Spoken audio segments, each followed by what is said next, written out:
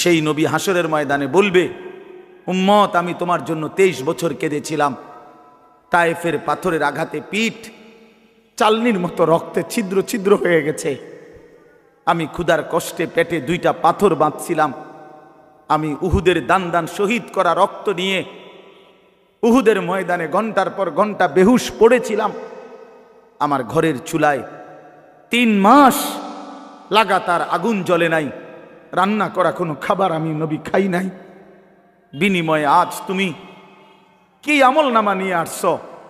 এই আমল নামাতে ফজরের নামাজ কই? এই আমল নামাতে 30 বছর তুমি আমার উম্মত, 30 বছর সুদ খাইলা, তুমি আমার উম্মত, তোমার স্ত্রী কোনোদিন পর্দা করে নাই, তুমি আমার উম্মত, তোমার ঘরে প্রতিদিন রঙিন টেলিভিশন চলে, তুমি আমার উম্মত হয়ে 60 বছর কেমনে বিড়ি সিগারেট খাইলা, তুমি আমার উম্মত হয়ে এত লম্বা সময় কেমনে দাড়ি কাইটা থাকতে পারলা উম্মত, এত বড় বেইজ্জতি আমারে কেমনে করলা, এটা কি আনছো উম্মত? আমি এটা কি আমল নামা? আমার চোখের পানি, আমার রক্ত, আমার ক্ষুধার কষ্ট সব ভুলে গেলাম। নবী বলবে বাপ, বলবে উম্মত আমি এটা নিয়া আমার মালিকের সামনে কেমনে দাঁড়াবো? কেমনে দাঁড়াবো?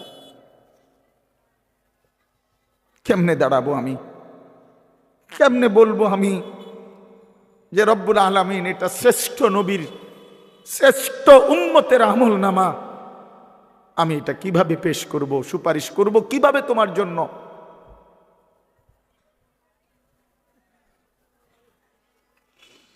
হায় মুসলমান, যদি কলিজা ছিঁড়ে বলতে পারতাম।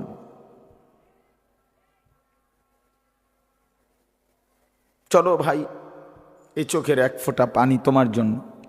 এখানে সুখে থাকলেও কবরে যেতে হবে, এখানে দুঃখ থাকলেও কবরে যেতে হবে। যুবক ভাই, আমার নওজোয়ান, আমার বয়স্ক বাপ, আমাকেও বলি আপনাকেও বলি, এটাই সত্য যে আল্লাহ তাআলা আমাদেরকে বলছে, বান্দা আমি কিন্তু তোমারে রাখবো না, আমি তোমারে নিয়েই আসব। হাসলেও মরে যাবা, কাঁদলেও মরে যাবা, সুখের অট্টালিকায় যদি থাকো তবুও মৃত্যু হবে, দুঃখের কুড়ে ঘরেও যদি পড়ে থাকো তবুও মৃত্যু হবে। সুস্থ থাকলেও মরে যাবা, অসুস্থ হইলেও মরে যাবা। 3 বেলা খানা, সন্তানের বিদেশের টাকা, বিল্ডিংয়ের টাকা, বাড়ি ভাড়া সব থাকলেও মরে যাবা, কিচ্ছু না থাকলেও মরে যাবা। জীবনে কোনোদিন যে সুখ দেখে নাই তারও মৃত্যু হবে, জীবনে যে কোনোদিন দুঃখ দেখে নাই প্রিয় বন্ধু আমার, সেও মরে যাবে। আমার ভাই, কেউ মরতে চায় না, কোনো মানুষ মরতে চায় না, আত্মীয় স্বজনও তাকে মরতে দিতে চায় না, সবাই তো চেষ্টা করে বেঁচে যাক, কিন্তু কে তাকে নিয়ে যায়? কে তাকে নিয়ে যায়? প্রতিদিন যে মানুষ মরে, প্রতিদিন যে দাফন হয়, বন্ধু আমার, এরা কেউ মরতে চায় নাই, কিন্তু এক অদৃশ্য মালিক তিনি তাদেরকে নিয়ে যাচ্ছেন, নিয়ে যাচ্ছেন। অতএব প্রিয় বন্ধু, প্রিয় বাপ, সবার কাছে অনুরোধ, আপনাদের এই ভাই, আমি আমার সহ আপনাদেরকে অনুরোধ করলাম, গুনাহ ছেড়ে দেন, আল্লাহর নাফরমানি ছেড়ে দেন বাপ। 29 নম্বর পারা, কোরআনুল কারীমের 77 নম্বর সূরা। সূরাটার নাম হলো মুরসালাত। এই সূরার 10টি আয়াত আমি এইমাত্র তেলাওয়াত করেছি। সূরাটার মধ্যে মোট 50টা আয়াত। খুব বড় সূরা না, ছোট সূরা। এর মধ্যে শেষের 10 আয়াত, মানে 41 থেকে 50, এই 10টি আয়াত আমি তেলাওয়াত করেছি। ইনশাআল্লাহ অল্প সময়ের মধ্যে এই 10টি আয়াতকে সামনে রেখে আমি আপনাদের সামনে সামান্য কিছু কথা আরজ করতে চাই। আল্লাহ তাআলা আমাদেরকে তৌফিক দান করেন। মাদ্রাসার কোনো জিম্মাদার উস্তাদ, আপনাদের কাছে আমার অনুরোধ, আপনারা আপনাদের ছাত্রদেরকে প্যান্ডেল থেকে কিছুটা কমায়া এলাকার লোকজন, ছেলে পেলে ওদেরকে বসার সুযোগ করে দেন। মাদ্রাসার কোনো জিম্মাদার উস্তাদ মেহেরবানি করে আপনাদের ছাত্র কিছু কমায়া দেন। আপনাদের ছাত্ররা ইনশাআল্লাহ প্রয়োজনে মসজিদে বসে শুনুক, কিন্তু মহল্লার লোকজনের বসার জন্য জায়গা করে দিক, এটা ভালো হবে। তোমাদের মাহফিল তোমরা কোরবানি করলে ইনশাআল্লাহ অন্যরা শুনবার সুযোগ পাবে। আল্লাহ তাআলা তৌফিক দান করেন। সূরাটার নাম হচ্ছে সূরায়ে মুরসালাত। এই সূরার এই 10টি আয়াতের মধ্যে আল্লাহ তাআলা দুইটা মৌলিক কথা বুঝাইছেন আমাদেরকে। এক নম্বর কথা হলো, কথা বলেন না ভাই, কথা বলেন, নওজোয়ান ভাই তোমরা বসো, জলদি বসো সব।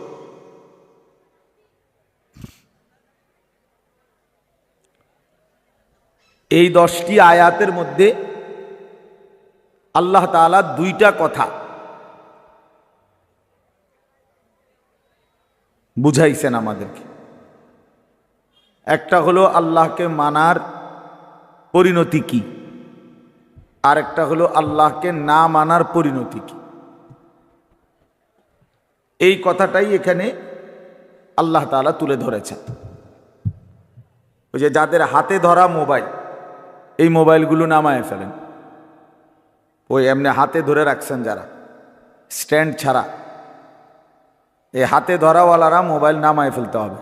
পরিষ্কার বললাম, একজনও মোবাইল হাতে উঠাবেন না।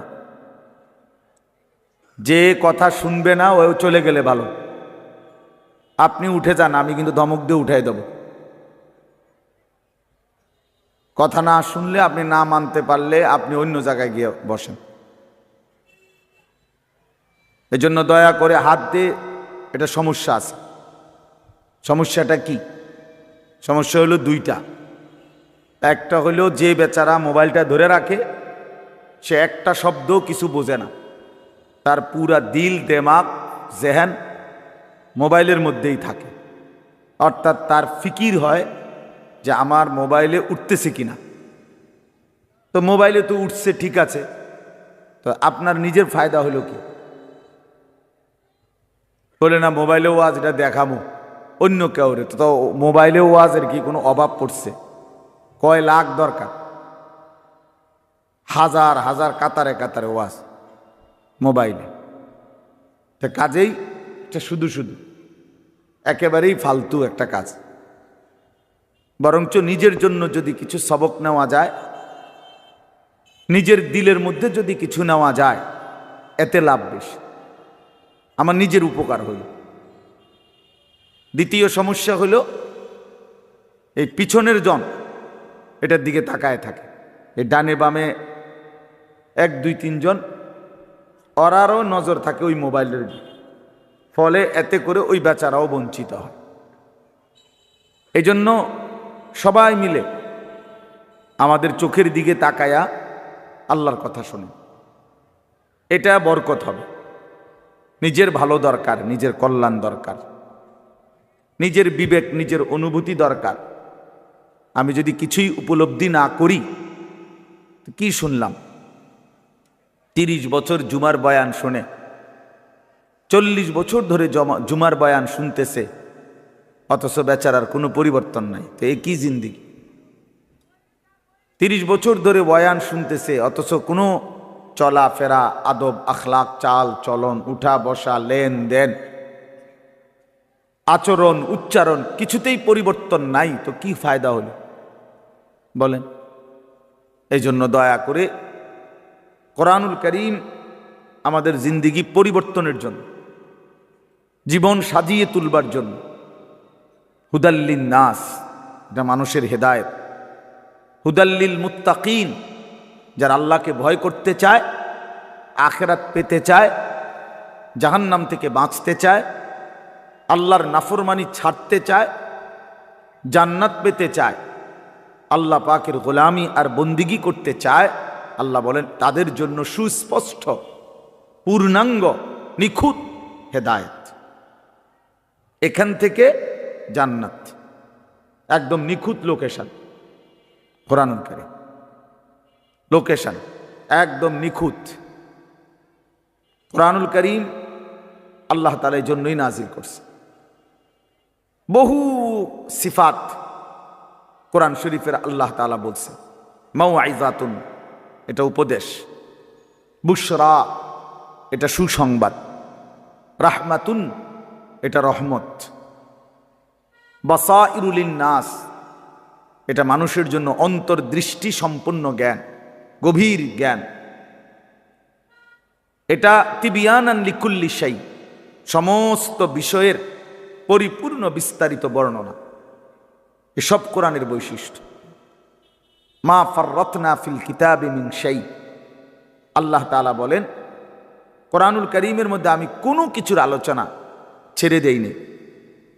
আমার বান্দার কিয়ামত পর্যন্ত যত জরুরত সব আমি পূর্ণাঙ্গ করেছি, বিস্তারিত বলেছি, কোনো আলোচনা বাদ দেই নাই। দেখতে ছোট হলেও এতে পূর্ণাঙ্গ আলোচনা। আহসানাল হাদিস, আল্লাহ তাআলা বলেন কোরআনুল কারীম হচ্ছে সর্বোত্তম কথা। কিতাবান, কোরআনুল কারীম হচ্ছে এক মানুষের জিন্দিগির সকল বিষয়ের পূর্ণাঙ্গ আলোচনা সমৃদ্ধ একটি বই, কিতাব, যার মধ্যে সব বিষয়ের পূর্ণাঙ্গ আলোচনা আছে। মুতাশাবিহান, কোরআনুল কারীম হচ্ছে প্রত্যেক কথা একটা আরেকটার সাথে চমৎকার মিলওয়ালা, এলোমেলো কোনো কথা নাই, উলট পালট কথা নাই, লটসর কথা নাই। মাসানি, কোরআনুল কারীম হচ্ছে আল্লাহ তাআলা বলেন বারবার তেলাওয়াতকৃত, পাঠকৃত কিতাব। এটাই একমাত্র কিতাব আসমানের নিচে জমিনের উপরে যেটা কোটি কোটি মানুষ প্রতিনিয়ত 24 ঘন্টা পড়তেছে। কারণ পৃথিবীতে একই সময় সূর্য ডুবে না, সময় এক মুহূর্তের একই হিসাবে না, এটাই আল্লাহর কুদরত। এখন যদিও রাত, আমাদের এখানে সব জায়গায় এখন রাত, সৌদি আরব আরো 3 ঘন্টা এখনো আলো বাকি আছে। ওখানে দেখেন গিয়ে প্রখর রোদ, অথবা আসরের পরের টাইম, তাহলে সেখানে তো এখনো আরো 2-2.5 ঘন্টা আলো আছে, কোথাও পূর্ণ দিন। তাহলে এই যে সময়ের ব্যবধান, তার মানে হলো আমাদের রাত 10টায় 11টায় মনে করেন আমাদের মাদ্রাসার পড়াশোনা বন্ধ হয়ে গেল, কিন্তু সারা পৃথিবীর থেকে বন্ধ হয় না। আল্লাহর জমিনের কোথাও না কোথাও আজান হচ্ছে, কোথাও না কোথাও নামাজ হচ্ছে, কোথাও না কোথাও জিকির হচ্ছে, কোথাও না কোথাও মালিকের কোরআন তেলাওয়াত হচ্ছে। এটা বন্ধ হয়ে গেলে পৃথিবীর নিঃশ্বাস বন্ধ হয়ে যাবে। আমাদের নিঃশ্বাস বন্ধ হয়ে গেলে, অক্সিজেন বন্ধ হয়ে গেলে যেমন জীবন চলে যাবে, আল্লাহ তাআলার জিকির, কোরআনুল কারীমের তিলাওয়াত, আজান, সেজদা, আল্লাহর ইবাদত, আল্লাহর ডাক, এটা বন্ধ হয়ে গেলে পৃথিবীর নিঃশ্বাস বন্ধ হয়ে যাবে। তখন কিয়ামত হয়ে যাবে, পৃথিবী আর থাকবে না। এটা রাসূলুল্লাহ সাল্লাল্লাহু আলাইহি ওয়াসাল্লাম বলছেন, লা তাকুমুস সাআ হাত্তা ইউকালা ফিল আরদ আল্লাহ আল্লাহ। ততক্ষণ পর্যন্ত কিয়ামত হবে না যতক্ষণ পর্যন্ত জমিনে আল্লাহ আল্লাহ উচ্চারণ হবে। তাহলে বোঝা গেল এই আসমান ও জমিনের স্থায়িত্ব আল্লাহ পাকের নামের উপর, আল্লাহর কালামের তেলাওয়াতের উপর, আল্লাহ তাআলার জিকিরের উপরে। ওই ছেলে, জলদি করো, জলদি, 1 মিনিটে শেষ করো। সদর বদর করতেছো কোন সময় ধরে? বলো না কেন রেদওয়ান, এগুলো এতক্ষণ কি করো তোমরা? খটর মটর করতে আছে এখন।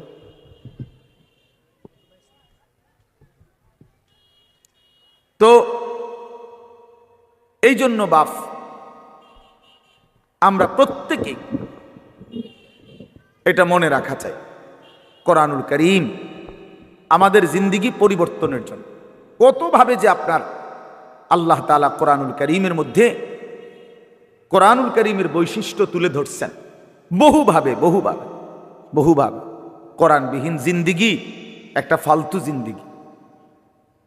কোরআন তেলাওয়াত করতে পারে না, একেবারে দেখে দেখেও আল্লাহর কোরআন পড়তে পারে না, একটা ফালতু মুসলমান, একদম ফালতু লোক, এটা বাজে মানুষ, এটা আকামলা লোক। এটা ভাত কতটি খায় আর ঘুম যায়, আসছে দুনিয়া চিত্তিয়া ঘুম যাইতে বলি, চিনছে ভাতের থালা, ফাঙ্গাস আর তেলাপিয়া, বুঝেন নাই? এটাই চিনছে, দুনিয়া চিনছে। ভাত, মাছ, বিল্ডিং, ঘর, দালান, পেশাব পায়খানা, যৌন চাহিদা পূরণ, জিফুত লইয়া কাবজাব, খালাস, এটাই মনে করছে সে জীবন। অথচ এইটা কাফের মুশরিকদেরও জীবন, এটা জন্তু জানোয়ারেরও জীবন। সমস্ত বেঈমানও এই খাদ্য পানীয়, আহার, নিদ্রা, কামাই রোজগারি, যৌন চাহিদা পূরণ, পেশাব পায়খানা, ঘুম ইত্যাদি নিয়েই ব্যস্ত। জন্তু জানোয়ারও এগুলো পূরণ নিয়ে ব্যস্ত। তা আমি যে মুসলমান, আমার আলাদা বিশেষত্ব কি? আমার আলাদা গুণাগুণ কি? ভাত খানার নাম নি মুসলমান বলেন, ঘুম যাওয়ার নাম নি মুসলমান। তো তাইলে বিল্ডিং করছেন আপনি, আমি একটা বিরাট মুসলমান হুজুর, আল্লাহর রহমতে 6 তলা বিল্ডিং করছি। আপনি 6 তলা বিল্ডিং করছেন?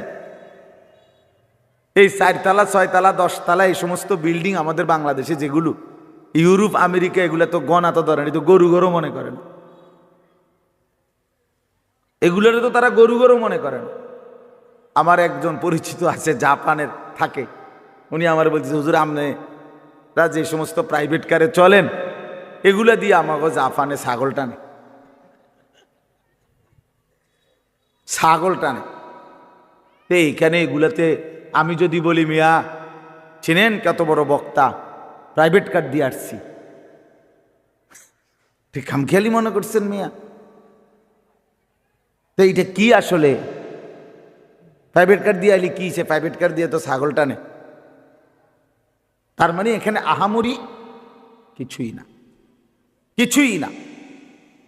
এই জন্য বাপ, মুসলমানের সন্তান আমরা, আমি একজন মুসলমান আজ এত বছর ধরে, অথচ আমি আমার মালিকের কোরআন পড়তে পারি না, আমার মালিকের নামটাই সুন্দর করে নিতে পারি না, আমার রসুলের শেখানো একটা দোয়া মুখস্থ বলতে পারি না।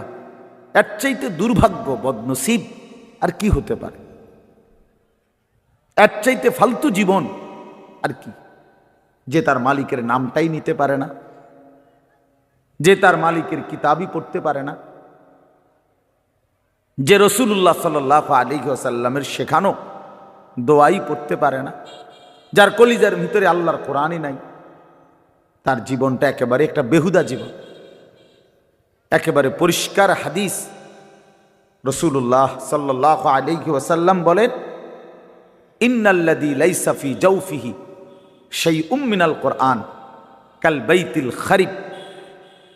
নবী সাল্লাল্লাহু আলাইহি ওয়াসাল্লাম বলেন, যার অন্তরের মধ্যে আল্লাহর কোরআন নাই কিছু পরিমাণ, তো সে একটা বিরান ঘরের মতো, সারা বাড়ি আলগা বাড়ি, যে বাড়িতে মানুষ থাকে না, কুকুর বিড়াল থাকে, গরু ছাগল থাকে, যেই বাড়িতে সাপ বিচ্ছু থাকে, এখন আর মানুষ থাকে না, মানে বিরান ঘর, এটা ফেলে দিছে আর কি। এই ঘরে এরা নতুন ঘর বাইন্দা মনে করেন চলে আসছে, এখন ওই পুরান ঘর যেটা আলগা পড়ে আছে, এটার মধ্যে এখন আর মানুষ কেউ থাকে না, তো এটার মধ্যে আপনার কুকুর বিড়াল থাকে, সাপ বিচ্ছু থাকে, এই সমস্ত পোকামাকড় থাকে। এইটারে কয় বাইতুল খারিব, বিরান ঘর, সারা বাড়ি। আপনারা কি কোন আমি জানি না, আপনাদের অঞ্চলে কি বলে কোন? সারা বাড়ি, বুঝছেন তো কথা এটা না? ও তো সারছে, বুঝলেই। এই সারা বাড়ি রাসূলুল্লাহ সাল্লাল্লাহু আলাইহি সাল্লাম বলেন, যেই দিলে আল্লাহর কোরআন নাই, ওইটা গরু ছাগলের ঘর, ওখানে মানুষ থাকে না। সেই দিলে মানুষ থাকে না, জন্তু জানোয়ার থাকে, সাপ বিচ্ছু থাকে, সেই দিলের মধ্যে চতুষ্পদ জন্তু জানোয়ার থাকে, মানুষ থাকে না। এজন্য কোরআনুল কারীম বিহীন মানুষ হয় না, কোনো সিস্টেম নেই। সেজদা বিহীন মানুষ হয় না, যার মধ্যে সেজদা নাই ওই মানুষ না, সোজা কথা। ও মানুষ, উলাইকা কাল আনআম, সে চতুষ্পদ জন্তু অথবা তার চাইতে নিকৃষ্ট, মানে অথবা তার কোনো পরিচয়ই নেই। চতুষ্পদ জন্তু তো একটা লেভেল হইছে, তো গরু ছাগল না, গরু ছাগলও না, বলে কি না কিও না, বুঝেন না আপনি কথা? আপনি যদি বলেন যে এ তো গরু ছাগলও না, তাহলে হেতে কি না, হেতে কিও না, কিচ্ছুই নাই, কিছুই নাই। এটা মানুষও না, জানোয়ারও না, প্লাস্টিকও না, হাফ প্যান্টও না, এটা কিচ্ছু না, ফালতু জিনিস। হ্যাঁ হ্যাঁ, যে দিল আল্লাহকে নিয়ে ভাবে না, যেই কান আল্লাহর কথা শোনে না, যেই চোখ আল্লাহর কালাম, আল্লাহর ঘর, আল্লাহর কুদরতের চারদিকে নিদর্শন দেখে না, বিশ্বাস করেন ছেলেরা, তোমরাও বিশ্বাস করো, উলাইকা কাল আনআম, আল্লাহ বলছে ওরা শুধুই কেবল জানোয়ার, জানোয়ার, জানোয়ার, এরা জানোয়ার, বাল হুম আদাল, বরং তার চাইতে নিকৃষ্ট, তার চাইতে নিকৃষ্ট এটা। অতএব যে কপালে সেজদা নাই, ওই কোনো মানুষ না, বেনামাজি কোনো মানুষে না, মানুষের জাতে না, এটা কোনো মানুষের জাতে না, সাফ কথা বলে। যদি তর্ক করার খেয়াল থাকে, তোমার কাছে কোনো যুক্তি থাকে, চলো আমি শুনতে রাজি, বলো, তুমি যুক্তি দাও যে হুজুর আমার কাছে যুক্তি আছে, হ্যাঁ বলো। জীববিজ্ঞান পদার্থ বিজ্ঞানের দৃষ্টিতেই বুঝায় দাও। এই জন্য আল্লাহর কোরআন বলছেন, আল্লাহ নবী সাল্লাল্লাহু আলাইহি ওয়াসাল্লামকে আল্লাহ তাআলা বলছে, বন্ধু মনের ইচ্ছা মতো চলে, আমার হুকুম আপনার তরিকা বিহীন যে চলে, আমি আল্লাহ বলে দিলাম আপনাকে, আমি কিন্তু তার কোনো দায়িত্ব নেব না, আমনে পারলে নিয়েন। জানে এর চাইতে সাংঘাতিক কথা কি হইতে পারে? নবীজিকে আল্লাহ বলছে, আমনের মনে করলে আপনি নিয়েন তার দায়িত্ব, বাকি আমি নাই, এমন অসভ্যের লগে আমি নাই। আর আইতা মানিত্তাখাযা ইলাহাহু হাওয়াহু আফা আনতা তাকুনু আলাইহি ওয়াকিলা। এই যে সরাসরি কোরআনের আয়াত, আল্লাহ বলে, বন্ধু যে তার মনের ইচ্ছা খেয়াল খুশি, আমার মনে যা চাই আমি তাই করব, কিসের হালাল কিসের হারাম, কিসের পাক কিসের নাফাক, কিসের জায়েজ কিসের না জায়েজ, আমার বোনও দেখবো, মানুষের বেডিও দেখবো, আমার নিজের স্ত্রীকেও দেখবো, মানুষের বেডিরও দেখবো, নিজের মাকেও দেখবো, মানুষের মহিলাকেও দেখবো, সব, কোনো হালাল হারাম কিছু নাই, কোনো পাক নাফাকের কিছু নাই। মুতে ধরছে মুইতা লাইলাম, সেন্টান দিয়ে হাঁটা ধরলাম, আরে ভাই তুমি তো নাপাক হয়ে যাবে, ধরো বেটা নাফাক কিতাবার, মুতে ধরছে মুইতা লাইছি, আবার নাফাক কি? এই যে জীবন, পাক নাফাক, হালাল হারাম, জায়েজ না জায়েজ, বৈধ অবৈধ, এর কোনো হিসাব কিতাব যার মধ্যে নাই ভাইয়া, আল্লাহ তাআলা বলে, বন্ধু এ তো নিজের ইচ্ছা নিজের মনের চাহিদাকে খোদা বানাইছে, তার আলাদা কোনো খোদা নাই। যদি আলাদা কোনো আল্লাহ থাকতো তো সে তো তাকেই মানত, তার কথাতে সে হালাল হারাম নির্ণয় করত, উচিত অনুচিত বুঝতো, সে তো বুঝলো না, মানলো না। কাজেই আমি আপনাকে জানতে চাই, নবীজিকে আল্লাহ বলতেছে, আমি আপনার কাছে জানতে চাই বন্ধু, মনের ইচ্ছা মনের স্বাধীনভাবে যে চলে, আফা আনতা তাকুনু আলাইহি ওয়াকিলা, আপনি কি তার ওয়াকিল, আপনি তার অভিভাবক, আপনি তার জিম্মাদারি নেবেন?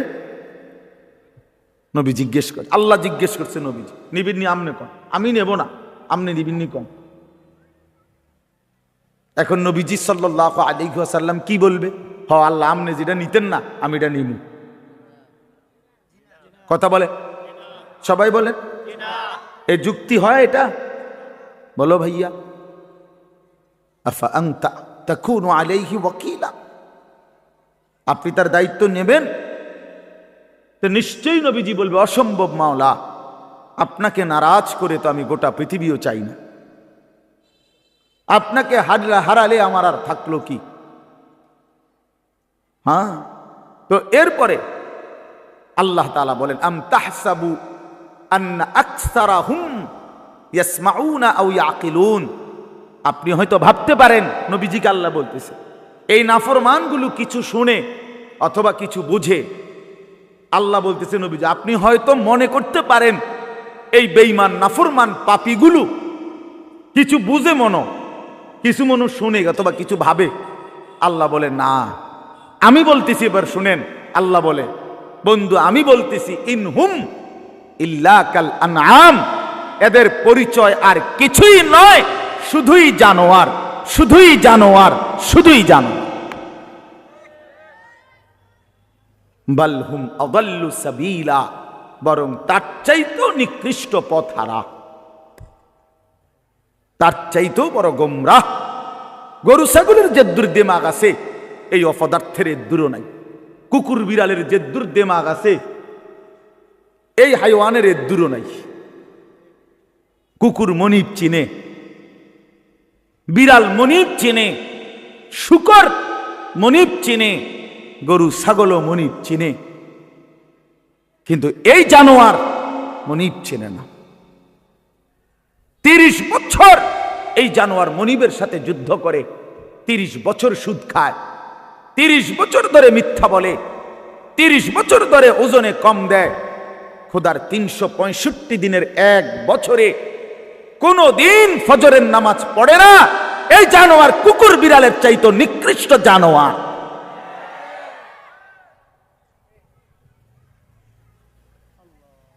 তো মানুষের বাচ্চা দূরে থাক, পরের খবর। এক জন্তু জানোয়ার যেতটুকু মনিব চিনে, এই জানোয়ার এটাও চেনে না।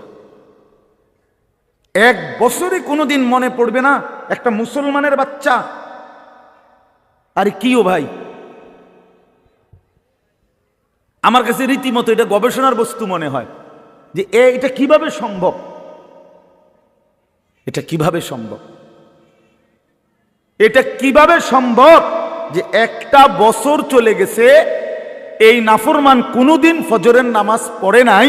এটা মানুষের বাচ্চা কেমনে, আমার এটা মাথাতে ধরে না। কেমনে মানুষের বাচ্চা হইল? পরে মানুষের বাচ্চা কেন বলবে? ওই জানোয়ার না তো কে জানোয়ার?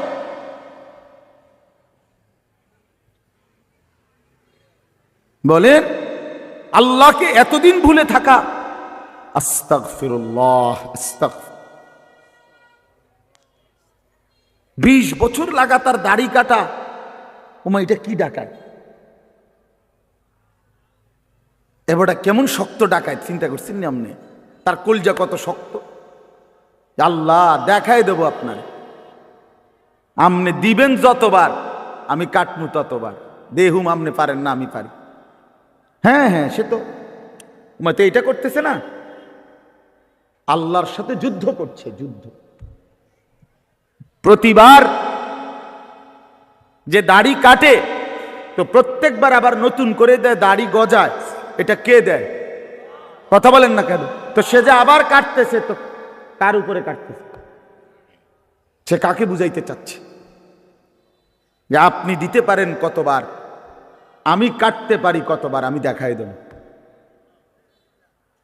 আপনি বলছেন সুদ হারাম, আমনেরে বুঝাই দেব। সুদ খাইয়া একবার মানে পুরা ফ্যামিলি বিল্ডিং এর বালুয়ে বালুয়ে, সিমেন্টে সিমেন্টে, ইটে ইটে, কনায় কনায় সুদের টাকা, কিস্তির টাকা, লোনের টাকা সামনে কিটতারেন, আমরা দেখাই দেব।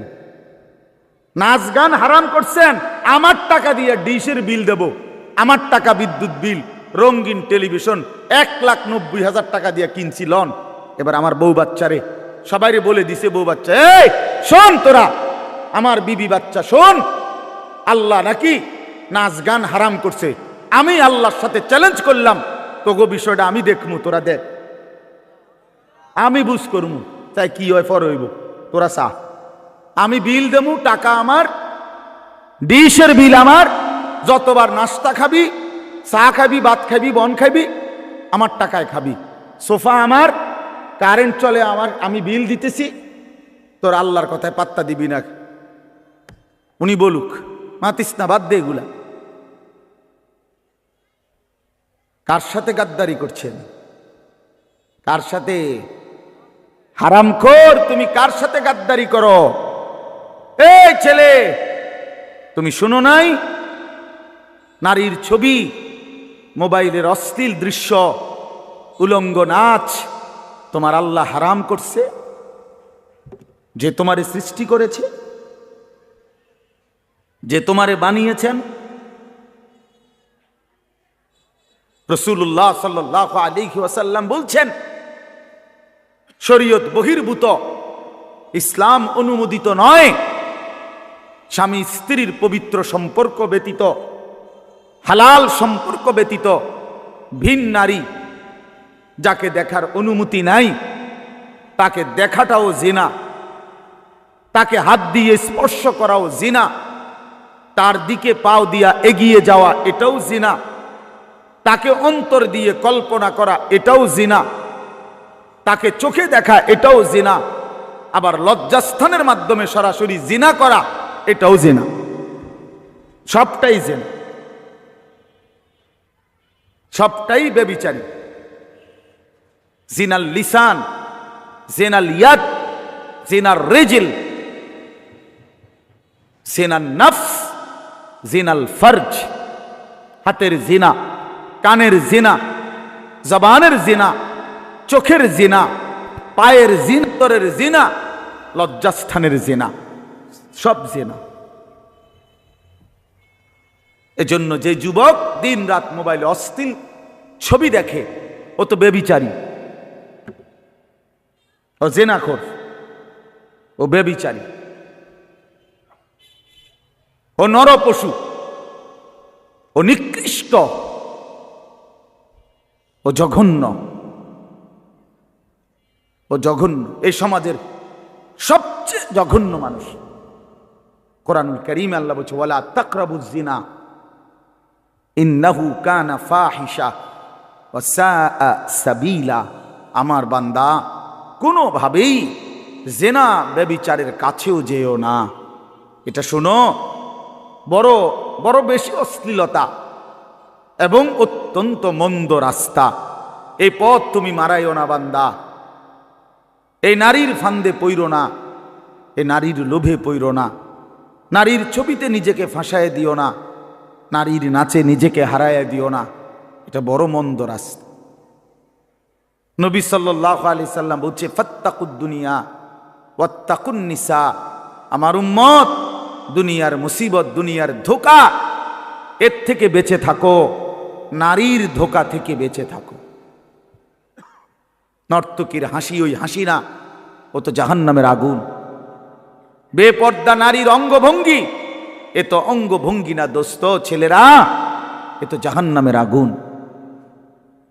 ওই পাউডার, ফেয়ার এন্ড লাভলি তো আগুন, আগুন ছাড়ার কিছু না। বেহায়া বেপর্দা নারী তো তোমারে আগুনের মধ্যেই ফেলে দিল, জাহান্নামেই ফেলে দিল। কোরআনুল কারীমের মধ্যে আছে, আল্লাহ তাআলা বলছে তিনটা অপরাধ, ওয়াল্লাযীনা লা ইয়াদউনা মা'আল্লাহি ইলাহান আখারা ওয়া লা ইয়াকতুলুনা আন-নাফসাল্লাতী হারামাল্লাহু ইল্লা বিল হক ওয়া লা ইয়াজনুন। এই তিনটা অপরাধ। এক, আল্লাহর সাথে শিরিক। দুই, অন্যায়ভাবে কাউকে হত্যা করা। তিন, জিনা এবং ব্যভিচার করা। আল্লাহ বলেন এই তিনটি অপরাধ যে করবে, সূরা ফুরকানের মধ্যে আছে, আমান ইয়াফআল যালিকা ইয়ালকা আসামা। আল্লাহ বলেন এই তিনটি কাজ যে করবে সে নিশ্চিত শাস্তির মুখোমুখি হবে। কেমন শাস্তি? আল্লাহ বলেন, ইউদাআফ লাহুল আযাবু ইয়াউমাল কিয়ামাহ। কিয়ামতের দিন তার প্রত্যেকটি এই তিনটা অপরাধের শাস্তি দ্বিগুণ দ্বিগুণ দ্বিগুণ দ্বিগুণ, ডবল ডবল, রিডবল রিডবল তাকে শাস্তি দেয়া হবে। ওয়া ইয়াখলুদ ফীহি মুহানা, এবং সে অত্যন্ত লাঞ্ছিত হয়ে বেইজ্জতি অবস্থায় অনন্তকালের জন্য জাহান্নামে পড়ে যাবে। তোরে শেষ করে লেব যুবক, ফেরেশতা আশ্রাইয়া শেষ করে লেব। এই নারীর লোভ, একদিন দেখবা দুনিয়াও অসল, আখিরাতও অসল। কারণ যৌবনের শক্তিটা, সুন্দর জীবনটা বিবাহের আগেই নষ্ট করে ফেলছে, শারীরিক সক্ষমতা নষ্ট করে ফেলছে, অশ্লীলতা, বেহায়াপনা, অসভ্যতা, আর সারাদিন সারা রাত উলঙ্গ ছবি দেখে দেখে নর্তকী নিয়ে ভাবতে ভাবতে জীবন, যৌবন, শরীর, স্বাস্থ্য, স্বাভাবিক সক্ষমতা সব শেষ করে দিছে। একদিন দেখে দুনিয়াতেও অপদার্থ, আখেরাতেও অপদার্থ, আর কোনো কাজে লাগে না। এজন্য ফিরে আসো ভাইয়া, যে কয়জন ছেলে আছো ফিরো ভাইয়া। আল্লাহ বলছেন ইল্লা মান তাবা, অসাধারণ কথা আল্লাহ বলছেন, ওয়া আমানা ওয়া আমিলা আমালান সালিহান ফাউলাইকা ইউবাদদিলুল্লাহু সাইয়্যাতিহিম হাসানাত। বাহ! মালিক বলে হ্যাঁ, তবে শুনো, শিরিক করলে বলছি ডবল ডবল শাস্তি দেব, অন্যায়ভাবে কাউকে হত্যা করলে বলছিস ডবল ডবল শাস্তি দেব, জিনা ব্যভিচার করলে ডবল ডবল শাস্তি দেব, লাঞ্ছিত করে জাহান্নামে ফেলে দেব। তবে যে ব্যক্তি তওবা করলো, আমি আল্লাহর সবগুলো কথায় বিশ্বাস করলো এবং পুরা দমে নেক আমল শুরু করে দিল, আল্লাহ বলেন আমি ওয়াদা দিলাম তার পেছনের সব গুনার পৃষ্ঠা আমি আল্লাহ নেকি দিয়া পূর্ণ করে দেব। যা বান্দা, সাফ, ভালো হয়ে গেছো, সাফ, পিছন ক্লিয়ার, যা পরিষ্কার করে দিলাম পিছন, এবং গুনার খালি পৃষ্ঠা যেগুলো মুছে দিছি এখন সেই জায়গায় নেকি দিয়া পূর্ণ করে দিলাম। ওয়াকানাল্লাহু গফুরার রাহিমা। আল্লাহ বলেন যদি বলো বান্দা এতটা কেন করলেন মাওলা, এত মহানুভবতা কেন দেখালেন আল্লাহ, আল্লাহ বলে জানো না বান্দা, আমি আল্লাহ তো হচ্ছি গফুরুর রাহিম। আমি তো বান্দা শাস্তি দিতে পছন্দ করি না বান্দা, মাফ করে দিতেই তো বেশি পছন্দ করি, দয়া করতেই তো বেশি ভালোবাসি। ওয়াকানা বিল মুমিনিনা রাহিমা। আল্লাহ বলেন আমার মুমিন বান্দার প্রতি আমি খুব বেশি দয়াবান, খুব বেশি দয়াবান। অপেক্ষায় থাকি বান্দা কোনদিন যদি গুনার নাফরমানি ছেড়ে দেয় আর করবে না তো যদি ওয়াদা দেয়, লজ্জিত আর অনুতপ্ত হয়ে চোখের এক ফোঁটা পানি ফেলে দেয়, রাত গভীরেও যদি একাকী আমি আল্লাহকে ডাক দেয়, আল্লাহ বলে বান্দা আমি ওয়াদা দিলাম গাফারতু লাকা ওয়ালা উবালি, কোনো পরোয়া না করে তৎক্ষণাৎ আমি তোকে মাফ করে দেব। তুমি আইসো বান্দা, মনে পড়লেই আমার কাছে আইসো, ভুল বুঝলেই আমার কাছে আইসো, গুনাহ যদি ছেড়ে দিতে পারো আমার কাছে আইসো বান্দা। আর করবানা যদি বলতে পারো, মিথ্যা আর বলবানা, চুরি আর করবানা, জিনা করবানা, বেবিচার করবানা, সুদ খাইবানা, ঘুষ খাইবানা, হারাম নাফরমানির জিন্দেগি ছেড়ে দিয়ে আমি আল্লাহর কাছে আইসো। মনে রাখো বান্দা, গুনাহ যদি আসমান পরিমাণও হয়, আমার শর্ত মোতাবেক যদি আসো আমি আল্লাহ এক নিমিষেই মাফ করে দেব। লাউ আন্না যুনুবাকা লাউ বালাগাত যুনুবুকা আনানাস সামা সুম্মা ইস্তাগফারতানি গাফারতু লাকা ওয়ালা উবালি। আল্লাহ তাআলা বলে বান্দা তোমার গুনাহ যদি আসমান পর্যন্ত পৌঁছে যায়, তবু যদি তুমি আমারে 3 শর্তে আমার কাছে আসো, 1 হলো গুনাহ ছেড়ে দিলা, 2 আর করবা না ওয়াদা দিলা, 3 লজ্জিত আর অনুতপ্ত হয়ে চোখের পানি ছেড়ে দিলা, মাফ চাইলা, আমি ওয়াদা দিলাম কোনো পরোয়া করব না, ওয়ালা উবালি অর্থ হলো কোনো পরোয়া নাই, আমি তোমারে মাফ করব, কোনো দেরি নেই। লাউ আন্নাকা আতাইতানি বিকিরাবিল আরদি খাতায়া লা আতাইতুকা বিকিরাবিহা মাগফিরা। যদি তুমি জমিনের বালুকণা পরিমাণ গুনাহ নিয়েও আসো, আমি সম পরিমাণ মাগফিরাত নিয়ে আসব। তুমি আইসো, তুমি ঘাবড়াইও না, শুধু ছাইরা দিবানি কম, শুধু আর করবা না ওয়াদা দাও, শুধু লজ্জিত আর অনুতপ্ত হয়ে মাফ চাও।